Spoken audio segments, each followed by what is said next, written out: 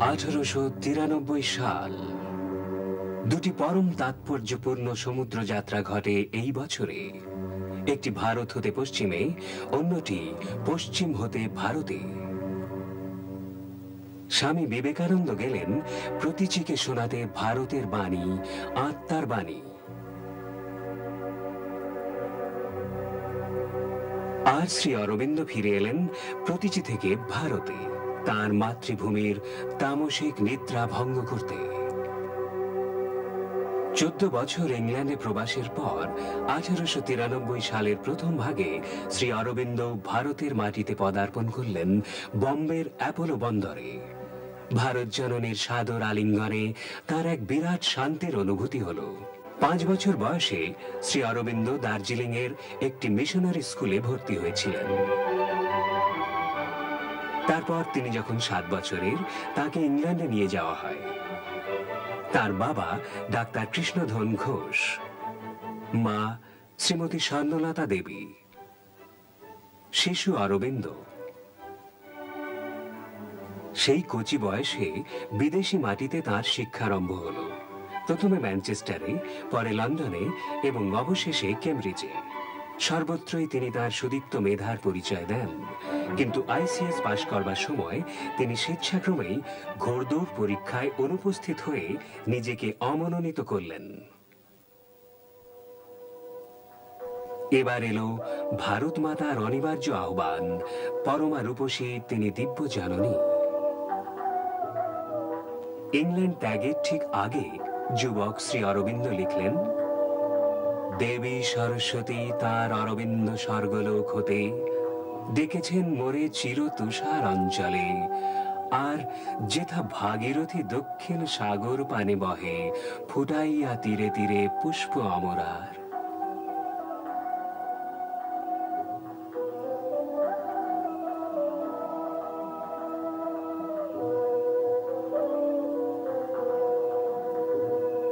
ভারতে পৌঁছে শ্রী অরবিন্দ অবিলম্বে চলে গেলেন বরোদায় এবং মহারাজা শাহজি রাও গায়কওয়াড়ের নির্দিষ্ট চাকরিতে যোগদান করলেন।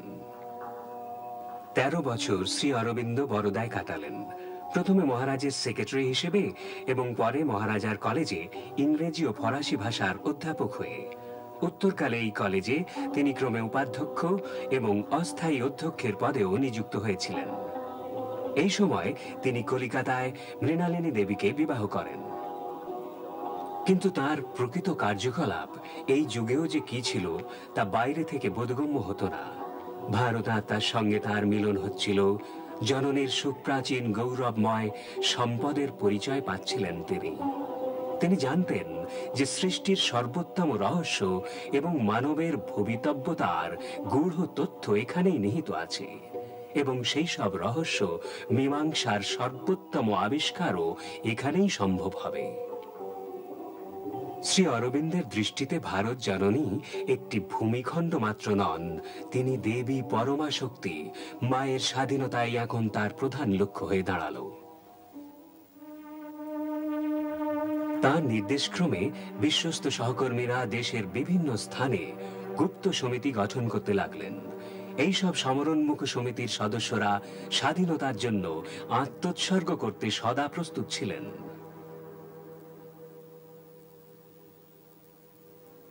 দেশব্যাপী রাজনৈতিক বিক্ষোভের ভিত্তি গঠনই তার একমাত্র লক্ষ্য ছিল না।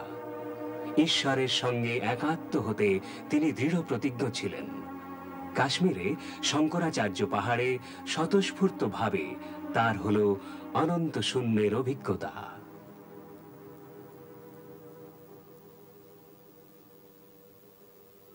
আরো অনেক আধ্যাত্মিক উপলব্ধি একটির পর একটি করে হতে লাগলো, কিন্তু এখনো তার প্রথম ও প্রধান উদ্দেশ্য ছিল ভারতের জাগরণ ও স্বাধীনতা। ইংরেজ সরকার ভারতের সদ্যোত্থিত জাতীয়তাবাদ বিনষ্ট করতে তৎপর হলেন। বিশেষ করে বাংলায় লর্ড কার্জন তার কুখ্যাত বঙ্গভঙ্গ পরিকল্পনা প্রস্তাব করলেন। অবিলম্বে দেশবাসী একযোগে তার প্রতিবাদ জানালো। একটি বিরাট সভায় রাজা সুবোধ মল্লিকের নেতৃত্বে বাংলার দেশহিতৈষী এবং শিক্ষাব্রতীগণ একটি জাতীয় মহাবিদ্যালয় স্থাপনের সংকল্প নিলেন। তারা শ্রী অরবিন্দকে অনুরোধ করলেন এই শিক্ষায়নটির সমগ্র কার্যভার গ্রহণ করতে। বরোদার অমন লাভজনক চাকরি অক্লেশে ত্যাগ করে শ্রী অরবিন্দ কলিকাতায় চলে এলেন। তার নামমাত্র বেতন কিছুদিনের মধ্যেই কমতে কমতে শূন্যের ঘরে পৌঁছল। স্বনামধন্য দেশভক্ত শ্রী বিপিন চন্দ্র পাল তাকে আহ্বান জানালেন বন্দে মাতরম পত্রিকা প্রকাশে সাহায্য করতে। শ্রী অরবিন্দ সম্মত হলেন এবং তার সুযোগ্য পরিচালনায় কাগজটি সত্তর বিদ্রোহের অগ্রদূত হয়ে দাঁড়াল। মনশ্চক্ষুতে শ্রী অরবিন্দ দেখেছিলেন যে ক্রমবর্ধিতভাবে অসহযোগ এবং নিষ্ক্রিয় প্রতিরোধের দ্বারা বিদেশি সরকারের দেশ শাসন কার্য অচল করা যেতে পারে। বিলাতি দ্রব্য বর্জন, সরকারি স্কুলের পরিবর্তে জাতীয় বিদ্যালয় স্থাপন, জাতীয় বিচারালয় প্রবর্তন এবং স্বেচ্ছাসেবক বাহিনী গঠন ইত্যাদি তার পরিকল্পনায় ছিল। একটিও অসফল হয়নি। শেষ পর্যন্ত চরম জয়লাভ হল এই প্রক্রিয়াতেই।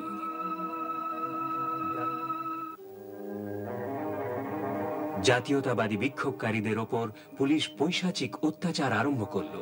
শ্রী অরবিন্দের বিচার হল বন্দে মাতরমের মাধ্যমে রাজদ্রোহ প্রচারের অভিযোগে। কিন্তু ইংরেজ সরকারের এই উদ্ধত আচরণে দেশে বিদ্রোহের আগুন জ্বলে উঠল। জাতীয়তাবাদ হল প্রখরতর এবং বন্দে মাতরম আরো বেশি জনপ্রিয়।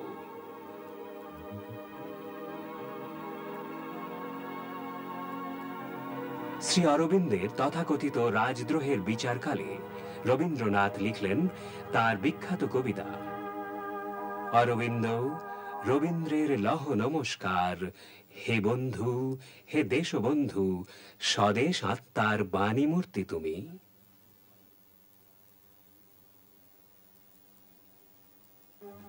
ইংরেজ সরকারের চাল ব্যর্থ হল। শ্রী অরবিন্দ এবার দাবি করলেন পূর্ণ স্বরাজ। ভারতে এই প্রথম পূর্ণ স্বরাজের দাবি। এই বিষয়ে তার সর্বপ্রধান সহকর্মী ছিলেন বিখ্যাত রাজনীতিজ্ঞ লোকমান্য তিলক।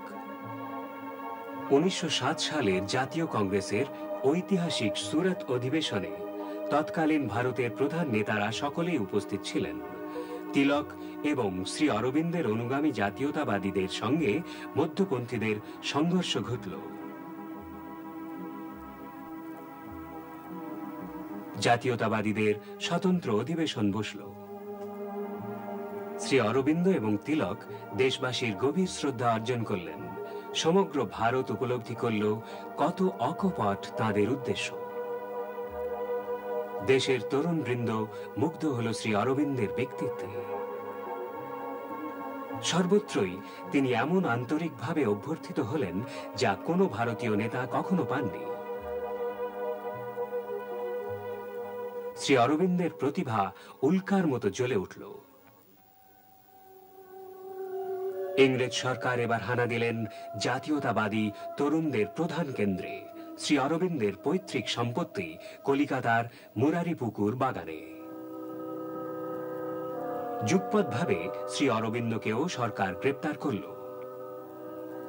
1 বছর ধরে মোকদ্দমা চলল আলিপুর সেশনস কোর্টে। বিচারপতি মিস্টার বিচক্রফট কেমব্রিজ বিশ্ববিদ্যালয়ে শ্রী অরবিন্দের সহপাঠী ছিলেন।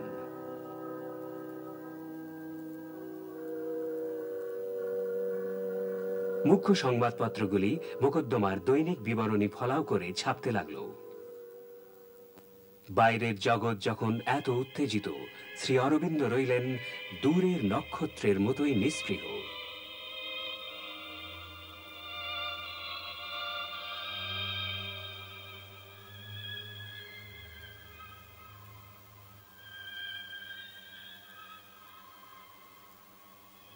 তার তখন হচ্ছে চমৎকার সব আধ্যাত্মিক অভিজ্ঞতা।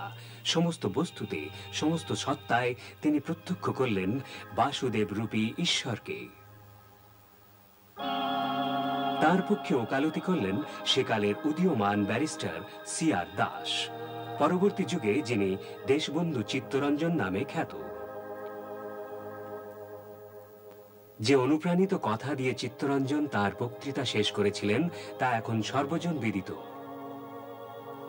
এই বিতর্ক নীরবতায় বিলীন হয়ে যাবার অনেক অনেক পরে, এর পরলোক যাত্রার অনেক অনেক পরেও একে মানুষ জানবে স্বদেশ প্রেমের কবি বলে, জাতীয়তাবাদের ঋষি বলে, মানবপ্রেমিক বলে। এর তিরোধানের অনেক অনেক পরেও এর বাণী পুনঃ পুনঃ প্রতিধ্বনিত হবে, শুধু ভারতে নয়, সাগর পারের দূর দূর দেশেও।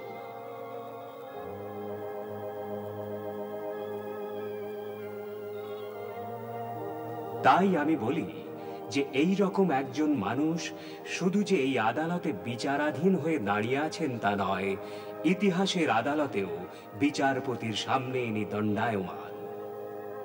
শ্রী অরবিন্দ নির্দোষ সাব্যস্ত হলেন। সংবাদপত্র ও দেশবাসীগণ তাকে উদ্দীপিত অভ্যর্থনা জানালেন। সহযোগী এবং সর্বশ্রেষ্ঠ দেশনেতা বলে তাকে অভিহিত করা হল। বন্দে মাতরম বন্ধ হয়ে গিয়েছিল। শ্রী অরবিন্দ এখন সম্পাদনা করতে লাগলেন কর্মযোগিন এবং ধর্ম নামে দুটি সাপ্তাহিকী, প্রথমটি ইংরেজিতে, দ্বিতীয়টি বাংলায়। তার জনপ্রিয়তা বিদেশি শাসকদের অস্বস্তির কারণ হয়ে উঠল। অন্যান্য বহু হিতাকাঙ্ক্ষীদের সঙ্গে সিস্টার নিবেদিতাও শ্রী অরবিন্দকে অনুরোধ করেছিলেন ভারত ছেড়ে যেতে, কিন্তু শ্রী অরবিন্দ অনড়। ইদানিং তিনি সম্পূর্ণরূপে নির্ভর করতেন তার অন্তরাত্মার আদেশের উপর। একদিন হঠাৎ তিনি শুনলেন সেই কণ্ঠস্বর, চন্দননগরে যাও। তার অন্তরাত্মা তাকে আশ্বস্ত করলেন যে ভারতের স্বাধীনতা সুনিশ্চিত। শ্রী অরবিন্দকে তাই যেতে হবে নূতন ক্ষেত্রে, নূতন লক্ষ্যে।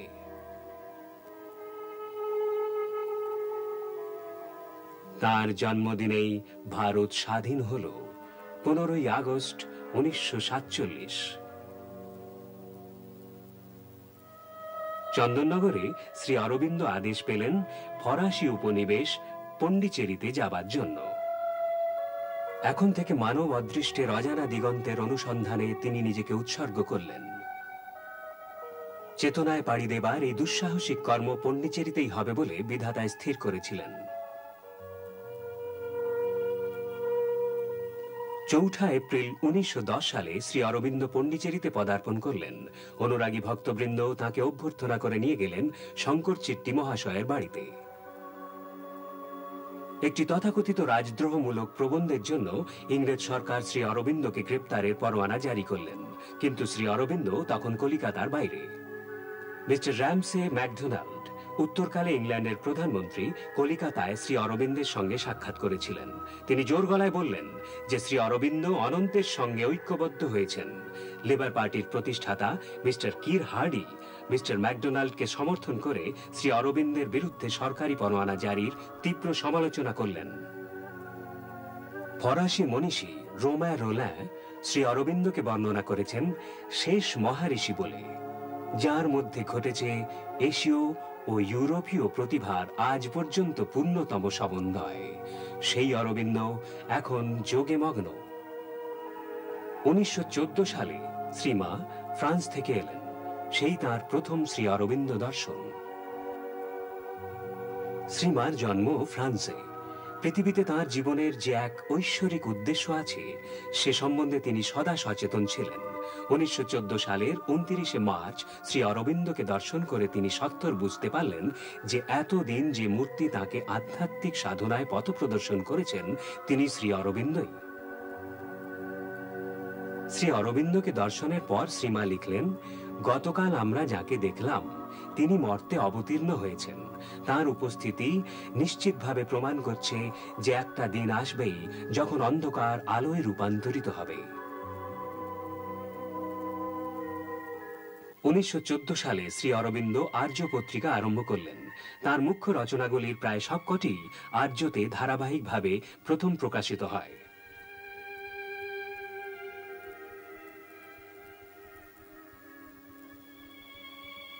ইংরেজি সাহিত্যের সর্ববৃহৎ কাব্য শ্রী অরবিন্দের সাবিত্রী।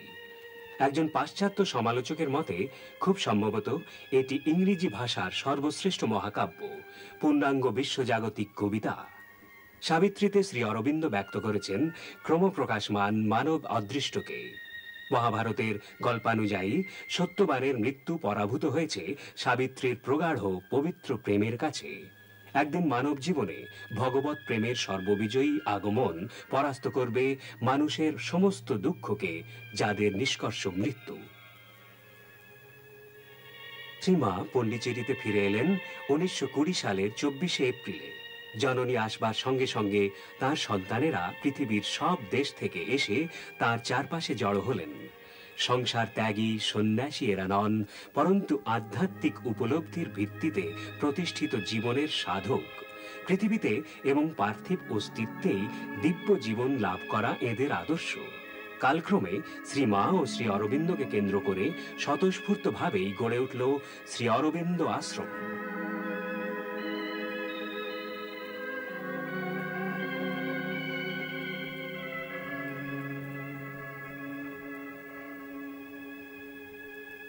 একটি চিরন্তন পূর্ণতা আমাদের গড়ে তুলছে তার পূর্ণ স্বরূপে।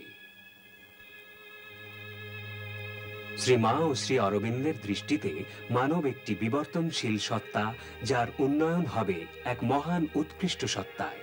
বাস্তবিক আজ মানব জীবনের সকল ক্ষেত্রে যেসব সংকট দেখা দিয়েছে তা ক্রমবিবর্তন সম্বন্ধীয়। সচেতন আস্পৃহার সাহায্যে মানুষ তার বর্তমান অবস্থা অতিক্রম করতে পারে।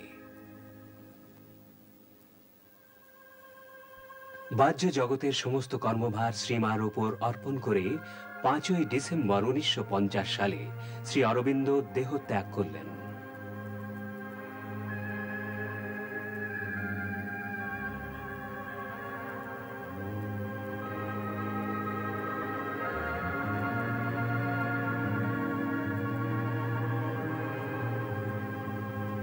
যে দিব্য আলোক তিনি নামিয়ে এনেছিলেন তাতে 4 দিন যাবৎ তার শরীর দীপ্ত হয়ে রইল।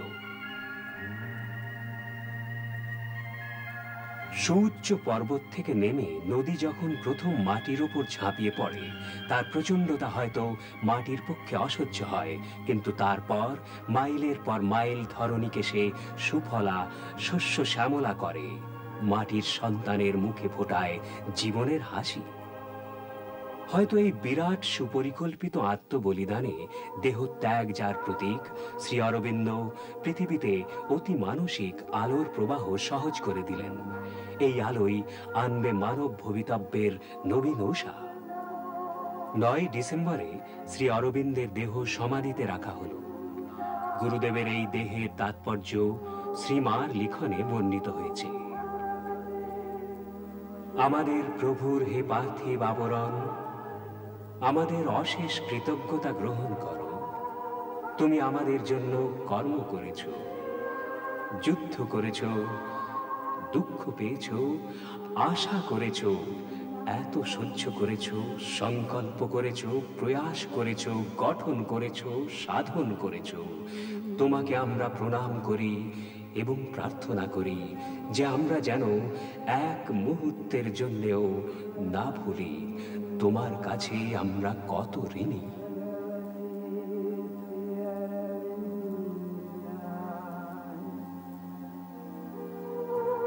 শ্রী অরবিন্দের দর্শন মতে জড় প্রকৃতিকে ত্যাগ করে নয়, পরন্তু অধ্যাত্ম চেতনার সাহায্যে জড় প্রকৃতিকে জয় করেই পৃথিবীতে স্বর্গরাজ্য নামবে। এ যাবৎ অপ্রকটিত সত্যের দীপ্তি শ্রী অরবিন্দ প্রকট করেছেন। শ্রীমার কথায়, বিশ্বের ইতিহাসে শ্রী অরবিন্দ যার স্বরূপ, তা একটি শিক্ষা মাত্র নয়, একটি প্রত্যাদেশ বা দিব্য প্রকাশও নয়, এটি স্বয়ং ঈশ্বরের স্থির নিশ্চিত ক্রিয়া।